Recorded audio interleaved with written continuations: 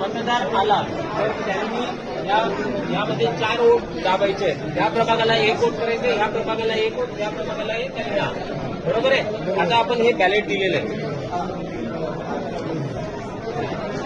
हा busy lamp पेटलेला आहे. जेव्हा मतदार आतमध्ये जाईल तेव्हा त्याच्या डाव्या बाजूला पहिला हा असेल, पहिला युनिट अ ब. नंतर उजव्या साईडला, म्हणजे आता तुम्ही मतदार आहात असंच अ ब ड ड. तुमच्या डाव्या साईडला हीच पहिले आधी असणार आहे. त्याच्यानंतर तुम्ही यामधला एक कोणताही उमेदवार निवडा, हे दाबा बदल. त्याच्या समोरचा लाईट सुरू झालेला आहे. याच्यातला निवडा कसं सिक्वेन्स अशी घ्या, असं क्रॉस घ्या, चालेल. करून बघा परत एकदा. आणि ड मधला पहिल्याला निवडलंय. बरं, अजून कसं करायचं तुम्हाला हे बघा, हा एक आहे. आता जर जेव्हा चौथा हा प्रेस करणार आहे दाबा, त्यावेळेस मशीनमधून आवाज येईल. त्यावेळेस मतदानाची प्रक्रिया पूर्ण झाली, म्हणजे एक मत ह्या मशीनमध्ये पडलेलं आहे.